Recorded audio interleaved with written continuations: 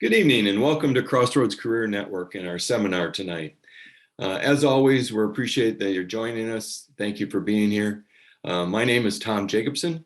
I lead the group of Crossroads out of Woodbury Lutheran Church in Woodbury. Although we have 3 sites of Crossroads, we're acting as one online these days. When eventually things go back to normal, hopefully we'll be able to see you all at one of our 3 locations, but you can see us all now online, which is great. Again, welcome. We offer many opportunities and services through Crossroads, and they're all free, or most of them are free at least, like this seminar. So let me quickly share our agenda for tonight. I'm going to do this brief introduction, and then we'll have a video of a career testimonial and why someone volunteers with Crossroads. And then we'll have our main speaker, George Murray, who will be speaking on 4 gears to your job search. So that'll be our main speaker, and he'll finish us off. And then I will come back on and give you what we offer through Crossroads to wrap us up. So that's our agenda. Let me quickly share some wisdom out of the Bible. In the book of Jeremiah 29:11, for I know the plans I have for you, declares the Lord, plans to prosper you and not to harm you, plans to give you hope and a future. That sounds great, and it's really great when you're in transition to know that the Lord has plans for you and that they're going to help you. It doesn't always seem like it, though. I mean, there's going to be tests, there's going to be trials, there's going to be tribulations, but eventually there's a plan. And if you have the foresight to believe and to move forward, you will get that. You can take comfort. The Lord has a plan that is designed to help us prosper, and that it will actually help us in getting to the career opportunities that we want and the future we need and hope for. So God has great advice for us in Scripture. Let me quickly open with a prayer. Lord, thank you for bringing us together tonight to share and to grow. Guide us where your plans lead us. If you have a new transition, if someone is new to transition and needs the help them talk to you through prayer and help guide them through that situation. Give us strength and inspiration so we might go out and find the career opportunities that we want. In Jesus' name we pray, amen. Okay, tonight we're going to quickly, we're going to play a video for you featuring Leslie Hackett, who spoke on a previous seminar and webinar, and tell us about her transition and why she volunteers with Crossroads. The video includes a brief introduction by Skip Nelson, and with the power of the magic behind the screen, here she comes. At this point, it is my pleasure to introduce Leslie Hackett, who will be giving us a message, a little bit about her journey. And I mentioned she is a recruiter, so she's got really good information, maybe give you secrets about how to deal with recruiters or something. But we're thrilled to have Leslie here this morning, and I'll turn it over to her for her message. Good morning, Leslie. Good morning. Thank you very much, Skip. And without any rehearsal, you and I both have a lot of consistent things to say on job search and worry and things like that. So thank you for your introduction. So my understanding is that I was kind of supposed to share a little bit about a crossroads in my career and why I volunteer. And the story starts out heading into a career and then became a little bit divergent. So as a contractor, transitions have been a hallmark of my career. But the most significant transition so far, which caused me to truly analyze what's important in life, occurred when I decided to re-enter the workplace when I was 35. After years of being a stay-at-home mom, at that time I had a 6- and an 8-year-old, I was both nervous and excited for an upcoming job interview when I received a call from a doctor who had explained that my biopsy results meant that I had a 15% chance of surviving 5 years unless I took drastic action in a fight against cancer. Needless to say, I had to cancel my interview, and I began over a 3-year journey involving 14 surgeries, chemo, radiation, and drug therapy. It was a trying time in which I learned a great deal about transitions and God's faithfulness that I'd like to share with you. As far as transitions go, some of the definitions and stages that I'll be describing are from an article called Living in the In-Between by Mary Lee Keith. Transition, as probably most of you would recognize, is defined as a period of time where one phase of development ends and another begins. See if you can relate, though, to any of the additional characteristics of transition. Usually in this 3 month to 3 year time, you might experience relentless self-doubt, lack of motivation, job stagnation, diminished confidence, lack of direction, distance from God, isolation, relational conflict and tension, lack of effectiveness, and a struggle to stay focused. Transitions can become the most significant season of our lives, but can be confusing and frustrating as we wait for God to reveal what He's trying to do. There are 4 stages of transition.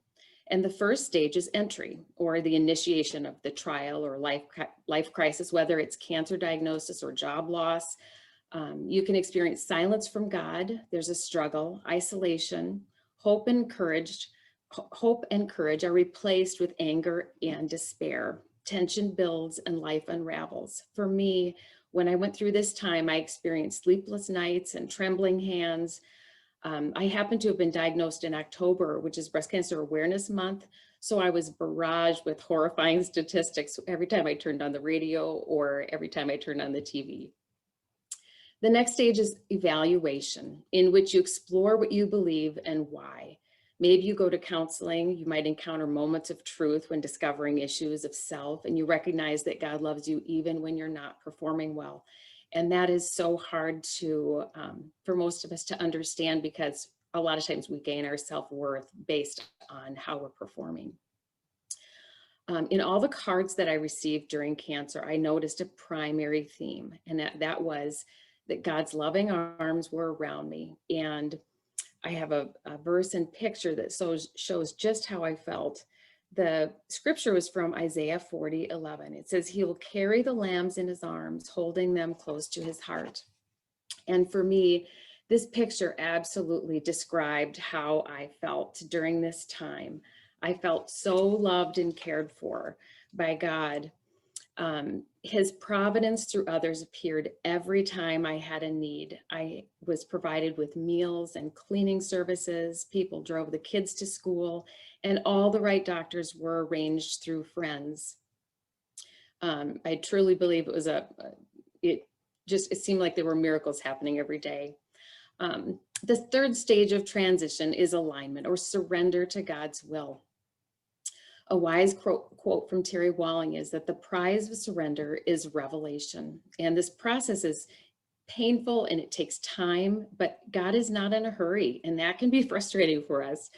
Waiting is one of the hardest things, but His presence can be felt in the quiet. He's still there, refusing to stop loving us. I kind of outlined here some tips on learning to wait well that I'd like to share. It's natural for us to feel anxious because we're not in control of much during this time, but we can control how we wait and who we become along the way. Elizabeth Lang Thompson kind of quoted that in her book, When God Says Wait. To help me with my anxieties when I couldn't sleep at night, I listened to Christian comedians in bed. It's kind of funny. One night, my husband thought I was trying to hold back from crying. I was, kind of doing this, shaking a little bit in bed. And so he put his arm around me to console me. And really, I was trying not to wake him up from laughing. I also researched what Scripture says about how to combat worry. And it turns out it's with thankfulness. I don't necessarily think that that's an intuitive correlation, but I took the challenge set before me in Ann Boskamp's book, 1,000 Gifts. Here's what it looks like: to create a list of 1,000 things for which I was thankful. And it truly shifts your outlook on life. You learn to find joy in the journey. I even found my kids peeking in my notebook to see if they were mentioned. And of course they were. So that thankfulness and joy ended up being contagious to others. A few more tips on waiting well, since I think that's one of the hardest things about transition. Realizing trials and transitions are not punishment, but are an opportunity to seek God in his will. Actively seeking God for me includes prayer, reading scripture, and I discovered a wonderful app called Through the Word, in which a pastor kind of outlines and it helps explain what's going to be coming up in the chapter ahead. And then it's audio, and so you can kind of listen to that at your leisure, and then it shares a chapter of scripture as well. Also, listening to the wise counsel of other believers was helpful for me. To family, church members, and my new neighborhood small group were monumental support groups for me when I went through my time of trial. Keeping a lifelong and eternal perspective is key also. I remember at the time going through it, it seemed like it was taking forever, and somebody who'd been through it before me said said that this time of your life is going to be like a blip on the radar screen. And it was hard to believe at the time, but now I find that that is definitely true. Finding humor in the hard times is also very helpful. When I first lost all my hair and became bald, my 6-year-old son could absolutely not look at me. It was just too painful for him. He would, if he caught a glimpse of my bald head, he would quick, shield his eyes. And so I went and picked out a wig, and as I was trying to pick one out, nothing looked like me or my hair. And so I just told my husband, just pick out, your whatever you want. And so he picked something long and blonde, and I was wearing my wig shortly thereafter, and I caught a funny look from him, and I said, "What?" And he said, "I feel like I'm cheating on my wife." And so from that point on, that wig became known as Trixie. So anyway, finding humor in the hard times can be helpful as well. The last step in transition is direction, in which you have moments of revelation as God's plan and purpose begin to unfold. God's voice is heard again, and our self-worth is restored when we recognize that it stems from God's unconditional love for us. And that's when God can use our voice to go and help others. Having experienced the faithfulness of God through my trial, he's taught me that he can be trusted with each challenge or job change, and there's tremendous peace in that. The greatest transition we'll ever experience in our lives will be when we get to be with him forever, and he's created that pathway for us through the sacrifice of his son, simply through accepting that truth and seeking his leadership in our life. With all God's seen me through, I recognize that my life and career are blessings from him, and the gratitude all he's done for me is one reason that I volunteer for Crossroads. As a recruiter, I've been given a unique perspective as an interviewer that can serve as a help to others in career transition and the interview process. And coming up next to help make the interview process easier for you is some sage advice from my esteemed friend, Natalie Ackerman.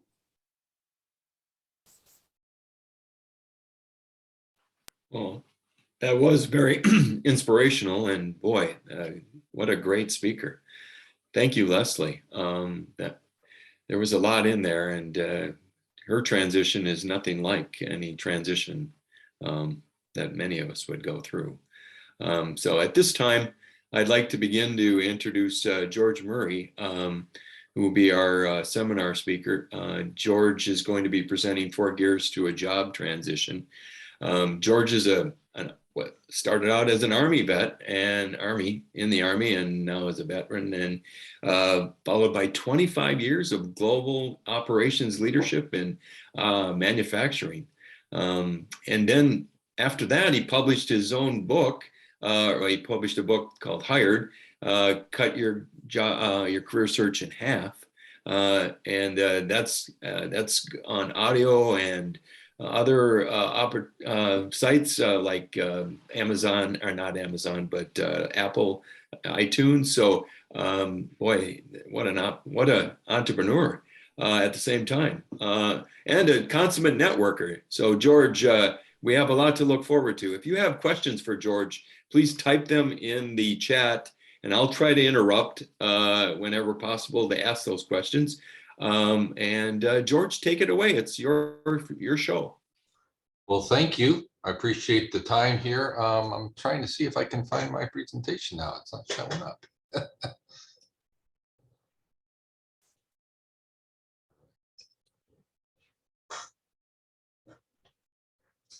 So Harry and Tom, I appreciate the time, and hopefully I'm not going to spend the whole hour, because I want to make sure that people get enough time to ask enough questions.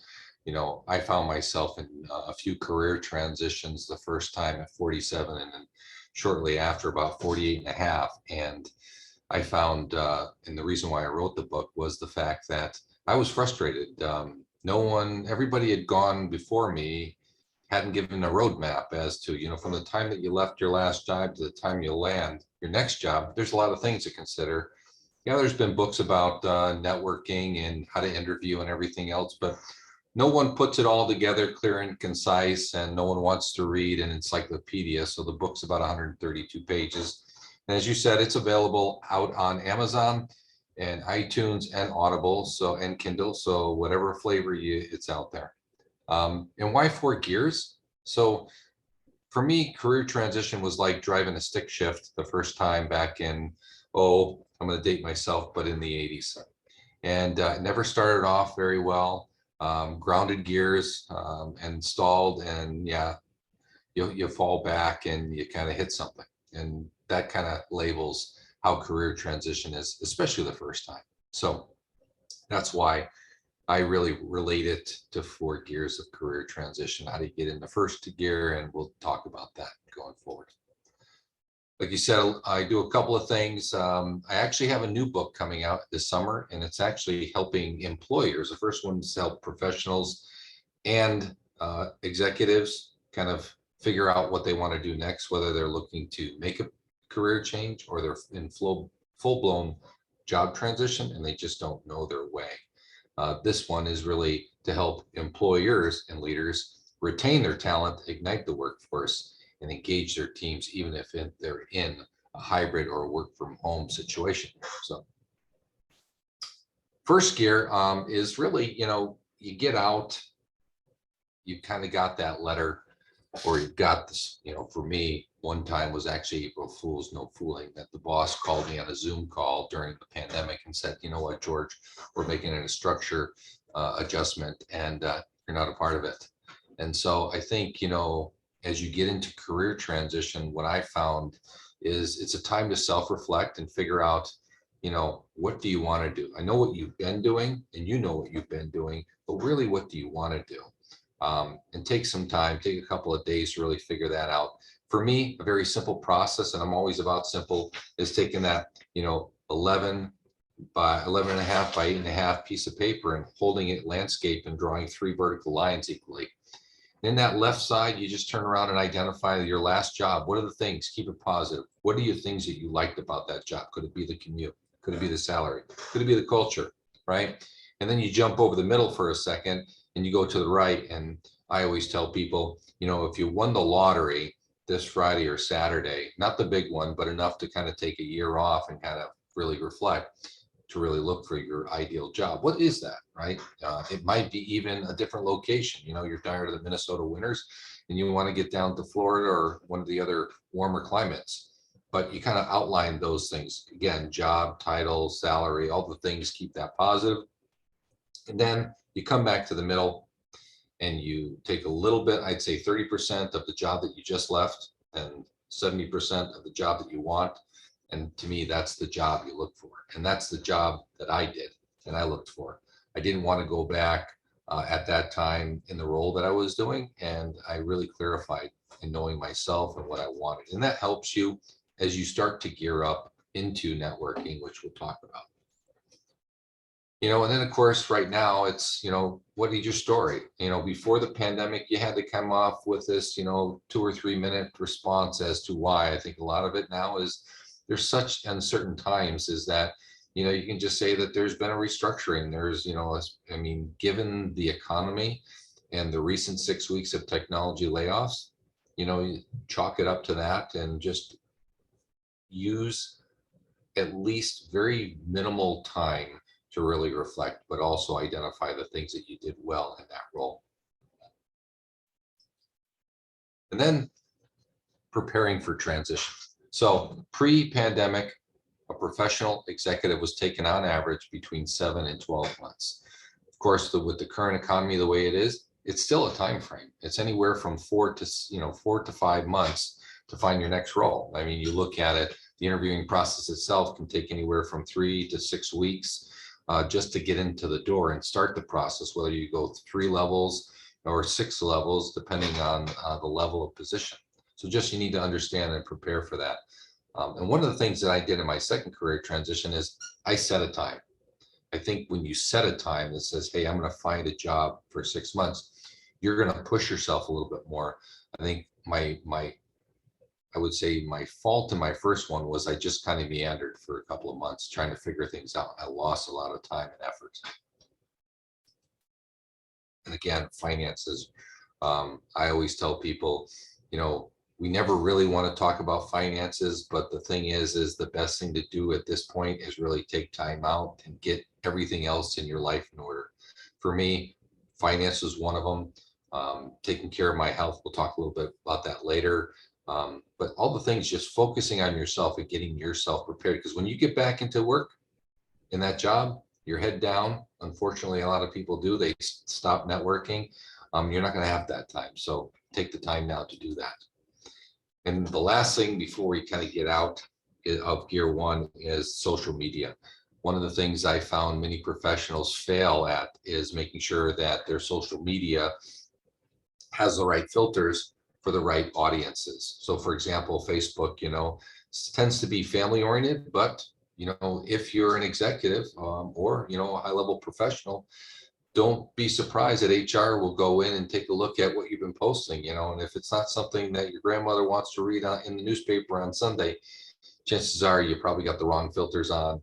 I always tell people you want to make sure that your positive enthusiasm shines through in all your social network and social media. Second gear. Now we got out of that first gear, and that's a big accomplishment. It might not feel like it, because even though every day may feel like a month, if you don't have a structure in place and you don't have all that baseline done, 3 months can go by pretty quickly and you're really not getting a lot of effort. But I'm sure everybody has heard branding. For me, my first career transition, I thought branding was for companies and for products, nowhere for people. But I can't tell you how important it is, if you don't have a brand, to get out there and create a brand. And the best thing to do is to reach out some people that worked for you and find out what you're best known for. One of the best people out there that helps people, especially who are in career transition, if you collected unemployment or eligible for collecting unemployment, you can sign up for 𝙅𝙤𝙗 is a state-funded program. And there's 2 classes that are instrumental for me as well as professionals, is to get your LinkedIn profile aligned and your personal brand out in LinkedIn. And that's from Kathleen Crandall, Kathleen with a K, Crandall with a C, and Ann Pryor's LinkedIn 2-part class. The thing is that they're $1,600 a piece the last time I took the class, and I've taken them at least 2 or 3 times just to make sure that I'm on the cutting edge. But Hired will pay for them for free. And I always tell people, make sure that you get prepared, because the journey could be long, right? For me, I was in an unemployment rate of 4.3%, just a little bit higher than what we're currently at right now, which I think is 3.2% in Minnesota. Thought I would find a job, and 13 months later, I finally landed. So just being prepared, and also being prepared for networking. So for me, a process that I did very well is those little black and blue books that you see people taking notes. I always checked on people and found out prior to networking their backgrounds, to find out what can I find out and instantly connect, because you don't want to just collect connections and not have true meaning and true value to those folks as well as they have it to you, but you want to create a relationship over a period of time. And by doing a little bit of homework, when you sit down that first time ahead of time, really it makes a difference. You'll be surprised. The other thing is preparing for the networking event. There's 2 questions that you're going to be asked. It's always, tell me about yourself. And it's also about the ask, and we'll get a little bit later on the ask. But to me, value proposition is a 30-second. We live in a attention deficit society. So no one's going to listen to a 1 minute or 3 minute or 5 minute elevator pitch of, you know, I'm George Murray, I'm an executive with an MBA, want, Charlie Brown's teacher. You sound like everybody else. So what I tell people is, you know, it's got to be meaningful to the listener. That's why you do the homework on the individual night before, and you have 2 or 3 that resonate to you, that makes it, you know, you unique and different. So if I was networking and talking with CEOs, board members of private equity firms, because those are the people that would hire me, my introduction would be, I'm a rappel master. Much like my military career, I drop into difficult situations. I assess the group, develop a collaborative strategy, and execute the plan. My team always exceeds the bar. Do you know anybody that needs a rappel master? That's about 26 seconds, less than 30 seconds. It tells you I was in the military. I have the ability to turn around and bring teams together, develop them, develop collaborative strategies, and execute a plan. And that's all the requirements for an executive and professional. And then they lean in and they ask for more, as opposed to you kind of giving them the yawn after the 3-minute elevator pitch. I always say elevator pitches are so 2016, they're dead. So don't be surprised that your value proposition statement will take you a couple hours. 30 seconds, it's meaningful and unique. Like my first one, it took me about 3.5 hours, but it's unique to me. And when I talk about it, I'm enthusiastic about it, right? I have energy, and that's what really people are looking for. You know, no one wants to talk to a New York. The other thing is, you know, driving LinkedIn traffic. And that's why I said earlier, it's so important to make sure that your LinkedIn profile is pristine. And like I said, I won't, you know, go into detail because there's so many other great people out there like Ann Pryor that can drive the right traffic and make sure the words are in the right areas. But I can tell you, there's certain things that you can do today. If you don't have a picture, you need to make sure you have a picture.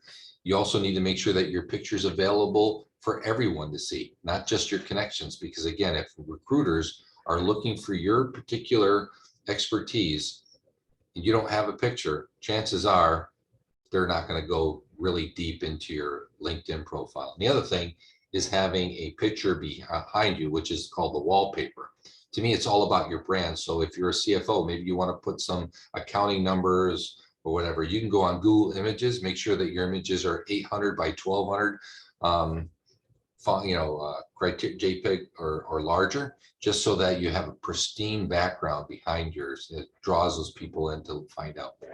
You want to be able to draw traffic to your LinkedIn profile. And to give you an example, Ann Pryor, before I took her class, I was probably getting anywhere from 70 to 80 people looking at my LinkedIn profile every 90 days. And for the last 6 years, it hasn't gone below 1,500. So every 90 days, 1,500 people come to my LinkedIn profile. It makes a difference. Then again, you have to realize that this may be your toughest job that you've had. If you haven't been in career transition, or it's been some time, like 5 to 10 years, and you're in a professional and you've been able to delegate and everything else, you have to realize this is all about you. You have to do the heavy lifting. You can't turn around and just say, hey, George, give me 10 recruiters, because sorry, Harry, but recruiters are in their best interest of their client. Now, the chances of you meeting all 12 of the 10 requirements could be pretty rare, and you need to make sure that you're out there networking with the right client, the right people. So before we get to third gear, is there any questions on the first two? Sorry, George. No, we don't have any questions right now, but All right. hopefully your prompting will put some out there. Right. Third gear, I tell people, you know, one of the things after 3 months in my first career transition, frustrated, didn't know this process, couldn't even spell the word networking. I was an introvert, right? I just looked in the mirror and I said, you know what? I'm going to control the things that I control. Getting up every morning, I had a regiment, I had a process to make sure that I got up every day with energy, enthusiasm, and positive attitude. And then being grateful. I think Leslie talked about it in her landing in her role and her transition. You know, I realize that there's a lot that's out of my control. Am I going to get hired next week, next month, next year? Who knows? But there's certain things that I can control. That's what I focus on. For me, I was 6'3", heavy as I ever been because I was eating unhealthy. I was always in meetings, you know, and I took the time. I started awkwardly, walking and then awkwardly jogging. And in 7 months of my first transition of 13 months, I lost 40 pounds. And, you know, it gave me better energy. I looked better. I felt better. And I came across more positive, right? Realize that job transition is going to hit your ego hard. There's going to be days when you just don't feel like getting out of bed. You got to find a way to push yourself. But you also got to make sure you find ways to take time out. Just like work, this is a heavy job. It's, you know, it's heavy lifting. And, you know, I had people take Friday afternoons off, right? Go hardcore from Monday through Thursday afternoon, you know, Thursday and Friday morning, just kind of clean up and then take the Friday off. It's going to take a lot of energy. People want to have people that are having energy and enthusiasm. No one wants to talk to an Eeyore. So you need to make sure that you're planning your day and your life accordingly. And also take time out for family. Always tell people, always dress up to impress, because you don't know that the next person that you're networking with either A, may be your next hiring manager, or B, may be an influencer to your hiring manager. So you want to make sure that you're always showing up well. Even in the virtual environment, you want to make sure that the background is not distracting, right? I've had people who have had files falling over, which kind of gives an insinuation that they're not organized. I actually spoke with somebody, I could almost swear that individual had the same curtains my grandmother had more than 30 years ago. So certain things like that, Twisted Sister posters, all that stuff, make sure it's in the other bedroom. And again, I can't tell you enough. Energy, enthusiasm, positive attitude. These transitions have really converted me to be tenaciously optimistic because it's easy. I mean, it's all through the news. It's all out there. I mean, you look at a 30-minute clip in the news, in 29.5 minutes is all bad, right? So it just takes a little bit of effort, and you're becoming unique because people are drawn because you've got energy. You want to pull them in. You want to help them out. And that a lot of things just makes you unique and different as well. And then a day in a life. So for me, and I talked about this briefly earlier, is structuring your day. You know, you left a job for whatever reason, reduction in workforce, you know, whatever word you want to call it. You want to be able to turn around and structure your day so it's most optimal. So for me, I got up every morning. I found ways. YouTube is the greatest teacher because if you've got internet, it's already free. So I get up, I type in, you know, meditation. Me being high-strung ADD as I am, I needed to make sure I took all that negative energy and pushed it out. And then morning affirmations for about 5 minutes. Yes, they do work. I'm a highly skeptical New England Army person, right? And I told the person that talked to me into it, I said, this isn't going to work. But ironically enough, it does. And I've been doing it ever since for more than 5 years. I know a couple of days when I'm not doing it, because it affects my energy and my mood. So your day in a life is critical, and you need to always push that into weeks. You know, every 3 weeks, you should be evaluating your day. And if you're not progressing in the right momentum, then you need to look at your structured day. So George, I do have a question. Yeah. So from Ryan Hooley, it's how can I let my personality shine through when most of my interviews are done digitally now? I feel like I used to do better in person with past jobs. Yeah, I think, you know, the thing is that you got to get good at Zoom, right? You got to get pumped up. You got to, I mean, whatever you need to do, maybe drink a Coke or whatever. I'm not a big Coke drinker. I drink nothing but water, but you got to find a way, you know, that, you know, you're just not like this. Yes, no, depends, right? You want to be able to use your hands if you're a little Italian like I am, and from the East Coast, and bring that through. And I do believe if your background, if you're talking about the digital, right? If your background says a little bit about you, you'll see my book up there. You'll also see the flag. You know that I'm in the military, right? Because if you see the flag back there that's folded up, and then all my awards are back there and that white thing right there, right? It says a lot about me without having to say a lot about me, right? So you need to make sure that your digital environment comes across. Not too much, just enough. Hope that answered your question. That's it for questions for so far. So I'll get right. back to you if we get more. So as we know, my favorite car, well, as we know, old cars with standard, you know, a lot of times those engines either outran the tires or the tires outran the engines because of the momentum up the hill or down the hill, just like career transition. So my favorite car still to this day is a 1969 Trans Am.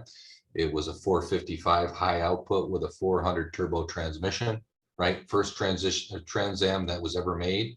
And there was 655, I think, that were built that year.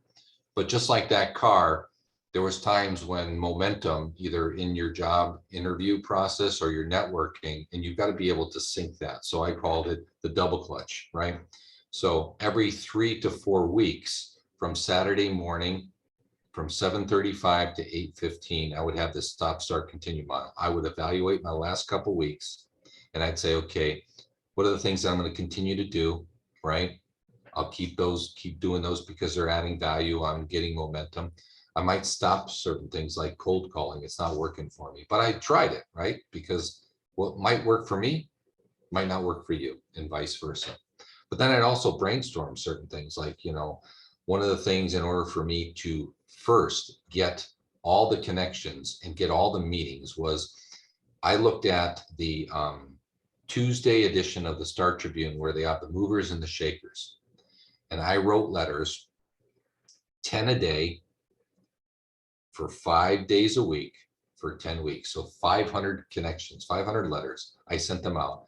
It was just a very quick congratulations about your opportunity. And I might reference one line or something like that. If it was a CFO, right? I'd say, you know, I'm not sure if you looked at their 10K, but, you know, I saw an opportunity to maybe take a look at their inventory. Boom, right? And you give that person a kind of an hint. Right. And then a couple of other lines would be, when time permits, I would love to have some time to sit and network with you. So I did that in 2016 out of the 500 people for 10 weeks, right? 5 times 10 for 10 weeks. I was able to sit with 412 of those people. And that's how I started all my networking. It was just a very simple handwritten note. Yeah, it takes a little bit of time, a little bit of effort, but again, makes you unique and different, and very few people do the old style stuff. It still works. Again, the other thing is top of mind. So as you're progressing and you start to pick up this networking momentum, you need to make sure that the people that you met 4 or 5 weeks ago, they're not, you know, wanting to forget you. This life happens, right? So they may talk to you 4 weeks ago and then not hear from you. And then all of a sudden somebody comes to them that says, hey, I'm looking for maybe your skill set, right? The last person they think about is you because, hey, they haven't heard from you. You must have landed, great economy. So what I did was I sent out updates every probably 5 or 7 weeks, just saying a couple of lines. I always tell people, try to keep it to 400 words or less because no one wants to read a book. But hey, this is the thing, couple of things that I've been doing, and here's what I'm still looking for. Boom, top of mind. I'd say 75% response rate. Hey, great update, or you would get an update from them. Hey, or here's what's going on in my life.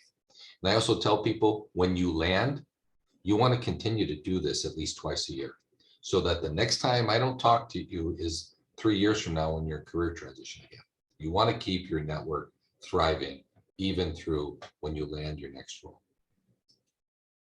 And I always tell people, you want to try something new. So for me, I was talked into doing cold calls.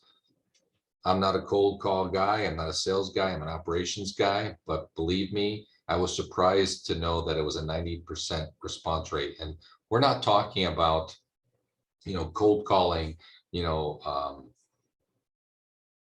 entry-level people in the company. I reached out to Doug Baker of Ecolab, who was the CEO at the time.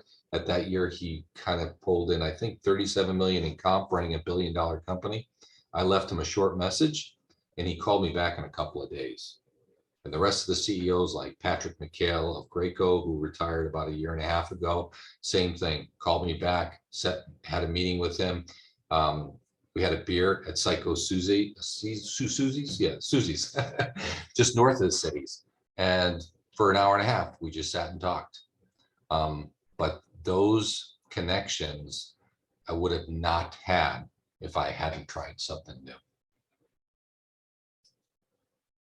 And fourth gear. So part of this whole process for me in career transition, and when you land, and you will, right? Just a matter of time and effort, is having a personal board of advisors. These are 3 to 5 people that you can lean on, you can call, you can text if you're down, having a bad day or whatever. So everybody knows Ann Pryor, and if you don't, you must be living on Mars.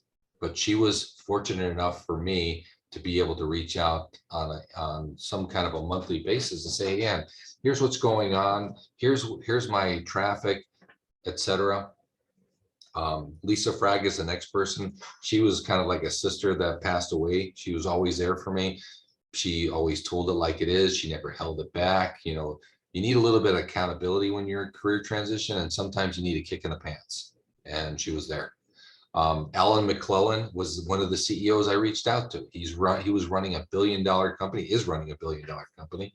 And ever since then, 6 years now, we've been really great friends, and would have never met him if I hadn't reached out. As a matter of fact, he actually is the first person to write in my book. If you open the first page, he talks about our first introduction.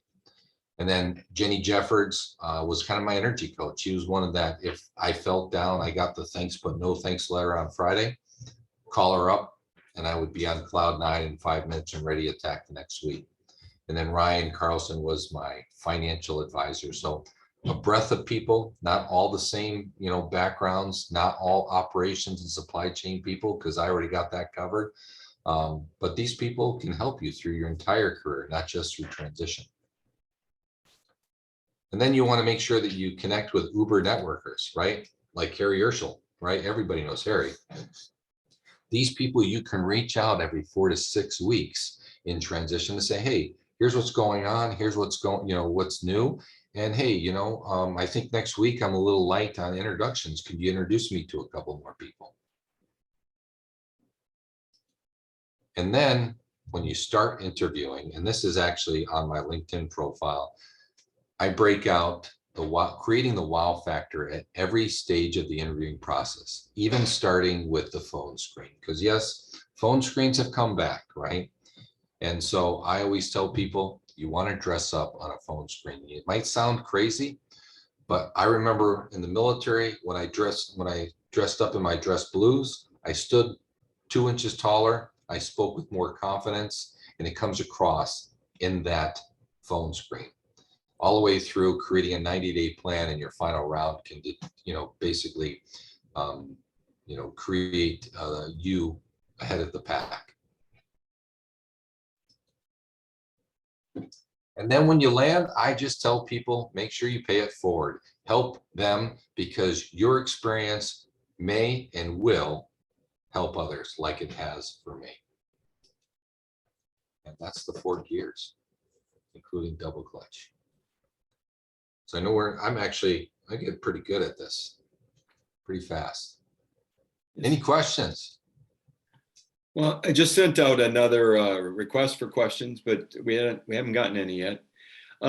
You talked about your Saturday morning, what you're going to keep and don't keep, and that you did that religiously throughout transition.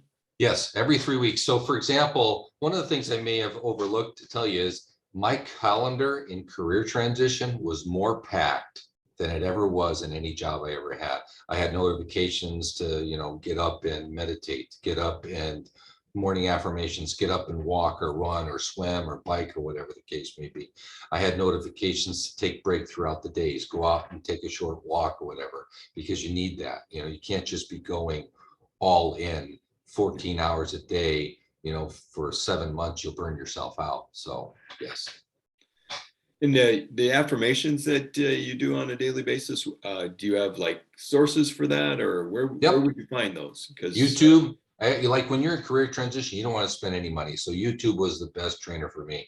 I would just go every morning. I'd say one day I may say, I'm going to meditate for happiness. And, you know, it basically has 10 minutes, walks you through it. You just play and you go through the process. The same thing with morning affirmations. I might say, I might type in morning affirmations for killing the day, right? Boom. There's a whole selection. You just pick the one that seems interesting to you and just walk through that process. Okay, very good. I had another question on networking itself. I mean, everyone talks about the structure of a network meeting and all that. the book by Marsha Ballinger and Nathan Perez on the 20-minute networking guide. What's your philosophy as it comes to a networking meeting and how you structure it and what you do to prepare? Mine's broke out 70-30. I always tend to about 15 minutes, kind of just time check to make sure. Some people only give you 20 minutes, but if you do the time check, you know where you're at. While others might say, you know, hey, I got another 20 or 30 minutes. It's always a good way to do that. But I always tell people it's a 70-30. 70% of the time, listen to them. You've got a lot of opportunity to present yourself as well as help them. And you might say, hey, I don't got a job. But the fact is that might be a CFO that you're talking to, and you might not, they may not have a job for you, but they may be looking for an accountant, and you have obviously connections, right? You can help that person. And once you help that person, you know, it almost feels like, hey, I'm really connected to this person. I'm obligated to really help them out. Yeah, that's something that people forget, how grateful people are for even the simplest of connections. That Always ask, how can I help you? Yeah. You want to make yourself different. How can I help you? Even when you're out in transition, the other people, you know, that are networking with you know it, especially if they've gone through it. And it just makes you just a little bit more unique and different, because again, you know, this is an opportunity for you to take, right? You know, and as I said, when you land, pay it forward. But also just, you know, give an opportunity to say, hey, listen, how can I help you, Harry? You know, and hey, Harry might be looking for, you know, accountants or whatever. And I'm like, hey, I can introduce you to these 3 people that are looking or maybe potentially looking to jump. Just got a question in from Jason, and it's special networking considerations when discerning and transition to a new profession in an industry. So I think what he's trying to say is, you know, when you're moving from a different career or a different industry, how do you look for and get the right type of people to network? Well, I always tell people, you know, what's part of your ask, right, is asking to be introduced to potential hiring managers. So if I'm an engineer, right, I'm going to look for engineering managers. Do you know any engineering managers or vice presidents of engineering? Again, if you're an engineer and you want to go from engineers to sales, you might want to turn around and talk to your network and say, hey, can I talk to VPs of sales or sales and marketing managers, right?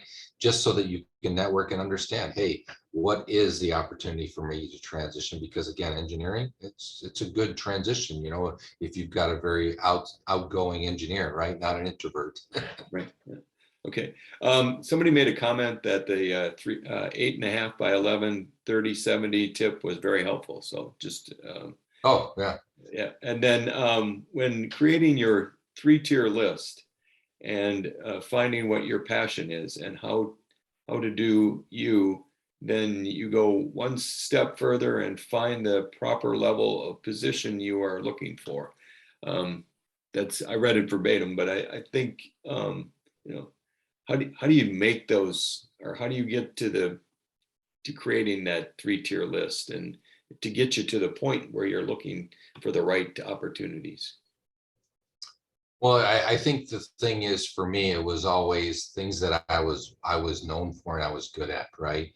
So, you know, for the last 25 years, I think I initially out of the military fell into manufacturing because it was so much like the military. It was process and documentation, so it was easy for me. The last 5 years, I'm really changing a lot and trying to really spend more time in organizational development, which hence is my next book coming out. Really, it's about organizational development. It's about changing leadership style, etc. So I find myself actually spending more time with CHROs and CEOs in a different context towards organizational development. So I guess this is really try to find out your passion, your want, and see if there's a need out there, and then start to hone it and find the people that are a part of that kind of community and start to network with those people. Reach out, cold call, it works, right? Or write them a letter, and send it in the mail. I tell people all the time, it's ironic that 412 of those 500 people responded to me, either emailed me, connected with me on LinkedIn, or called me, right? And said, you know what, George, no one ever sends a letter anymore, right? Yeah, the uniqueness of that just sort of caught them and just made it possible. Yeah, that makes sense. There's a question here on, so you're changing careers basically. How do you necessarily have to start on the ground floor, or is there a way to jettison your way up the ladder? So one of the great career pivots that's just happened in the last year is Lenny Newman. Harry knows Lenny. A lot of folks do know Lenny. If you don't, Lenny, again, it's another Uber networker, right? So if you don't know Lenny Newman, you're living on Mars. I always kind of use that terminology, but Lenny was a CFO for his almost entire life and just recently decided to jump over into business development. And that's totally different. I mean, that's going from an introverted, majority dominated role to an extroverted, getting out there and closing deals, right? And kissing babies and stuff like that. And he reached out because he had his background, his skill set was CFO, he's at a higher level. So he was able to reach out, to chief operating officers and board members and things like that. Right. And with Lenny, I mean, obviously his volunteer background, where he volunteered and the things he volunteered in, lent those skill sets. So, I mean, it's not necessarily just your career, but all your extracurriculars come into play and how you can transition. So yeah, that makes total sense. I always tell people, if you're not networking, you're not working. There we go. So there's a follow-up question on how do you define an Uber networker? They're not just ones that collect connections, and there's people out there, unfortunately, but they're genuinely interested in folks and people. Harry's one of them. Ann's one of them. Kathleen Crandall's one of them. I mean, the list goes on and on. Nikki Vincent, Ryan Carlson, just in the state of Minnesota. The fortunate thing is I've lived in 7 states in 27 years, and I've worked in 5 industries. So I've connected with all kinds of people all across the globe. So I'm pretty well connected, even back then in 2016, but I just wasn't in the networking groove like Harry or Lenny was. Yeah, that's, I mean, there are, Lenny, and there's on the east side here, Tony Rotunde is always considered an Uber network. He's the godfather of networking. Yeah. So yeah, there are those Uber networkers, that's for sure. Okay. Let's see, I think I've gotten everybody's question that wrote one. Okay. Well, again, if anybody else has any questions, they can reach out to me on LinkedIn. Check out my website. Anything I can do to help you, I'm here for you. Right, and I highly recommend your book. That's definitely something that on Kindle or on anywhere you can get it. You can have it with you to read in between networking meetings at the coffee shop. Well, the inside is the person that I had do my Audible was actually a youth pastor, because out of all the people that kind of did what do they use that kind of videotape or kind of trial tape. He was Right. the only one that clearly defined Isaiah chapter 40, verse 2. Everybody said, Isaiah 42, and I was like, once he said that, I knew he was the guy to turn around and speak my book. There you go. Excellent. Okay, well, that was great insight. Thank you for your presentation. I mean, we really appreciate your time. Like you said, if people have questions, they can reach out to you. We're going to be, just so people know, this will go up on our YouTube channel, so people will be able to reference it. So your slides, your information, that'll all be in that YouTube channel. So it'll be available to people through that. So excellent. Well, thank you, George. We do appreciate your time and your presentation. Thank you. Harry, thank you very much. You're welcome. So now we're going to, I'm going to transition to what Crossroads offers on a daily basis. So I'm going to be sharing my my screen with you. And give me a second to bring it up.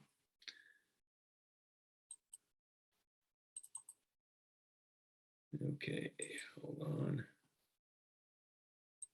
There we go. Okay. And of course, it's in the presentation mode. Okay, so welcome to Crossroads. This is our, this will be a brief explanation of what we offer at Crossroads and the things we have available to you free of charge. As for attending this meeting, you will be receiving in the mail a book, How Long, Oh Lord, How Long? It's devotions for the unemployed and those who love them. It really is a book. One of the author of the book, Dale,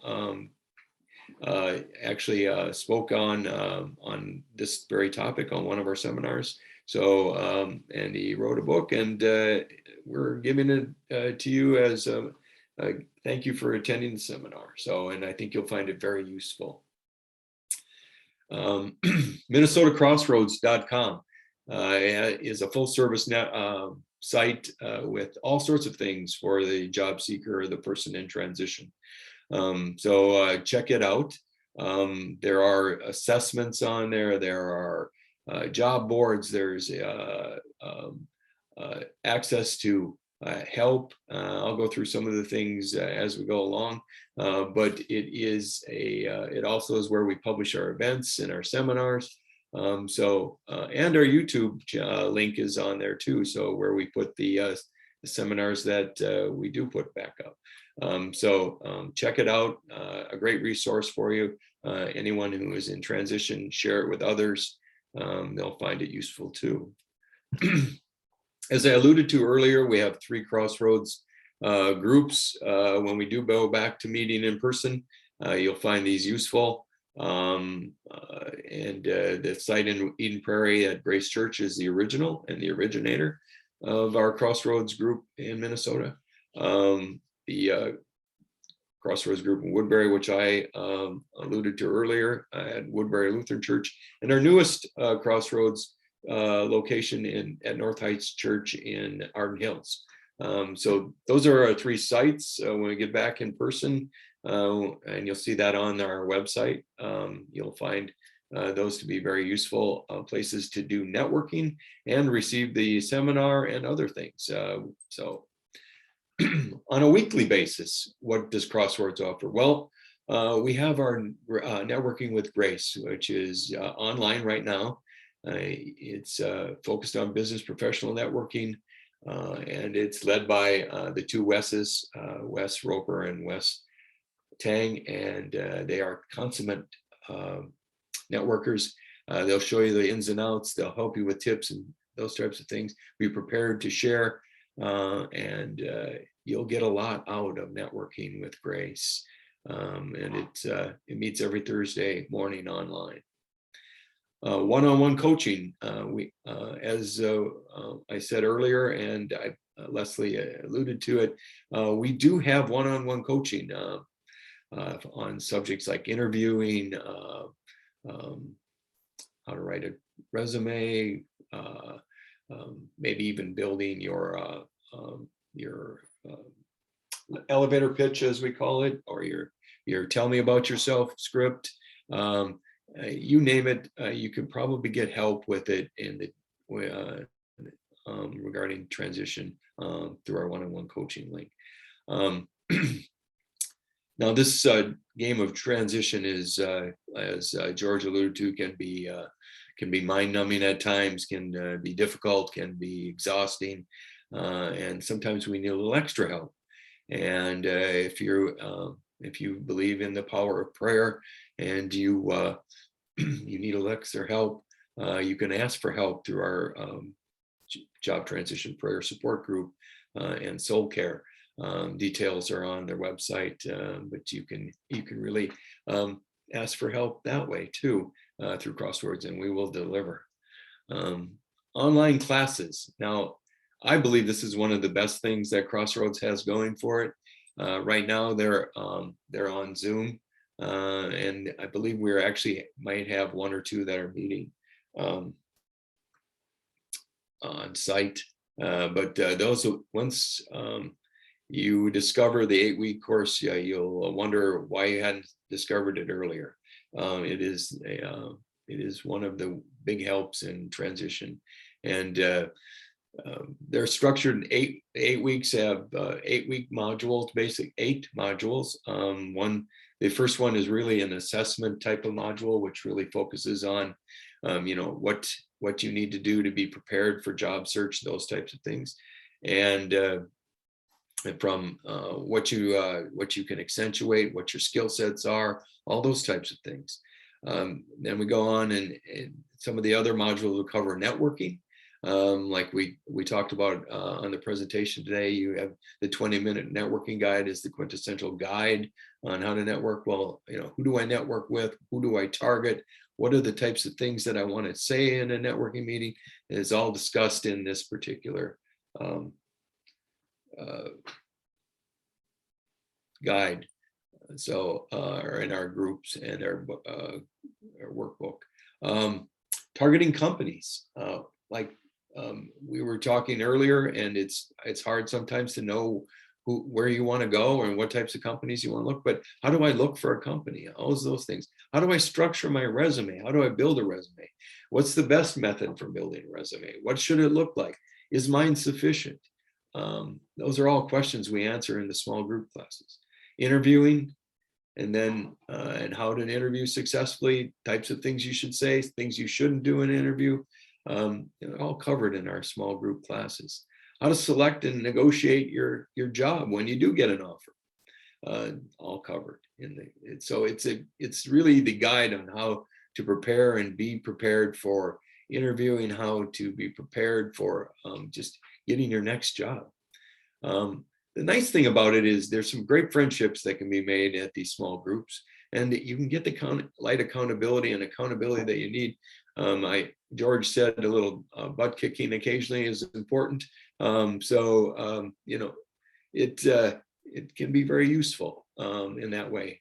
So the small group can help that way with encouragement and moral support, and a lot of times, because we do get in transition, we do get some bad news from time to time, and it's always nice to have someone to share it with and to help you through it. So it also includes a little help from God and how to make that happen for yourself. Check out the website. We have classes beginning each month. They meet different days in the week, different times. So check it out. You might find one that's be useful for you. In addition, we have a LinkedIn site group, the Manman Crossroads Career Network. You just type that particular title into the search bar, and it'll come right up, and you can ask to join. There's like 2,300 people in there, all folk that all have gone through or should have gone through some sort of transition and are willing to help. So check that out. It might be helpful to you. Also, you'll find tips, announcements, other things in there that can be useful too, and some discussions from time to time on some of the topics like networking and interviewing and other things. As I alluded to several times now, our YouTube channel, you can find all the past presentation webinars and seminars that we have out there. So check that out. There's some gems out there. There's even the 4 gears to a transition already out there. So you can check those out and see what's available and what would be useful for you in your transition.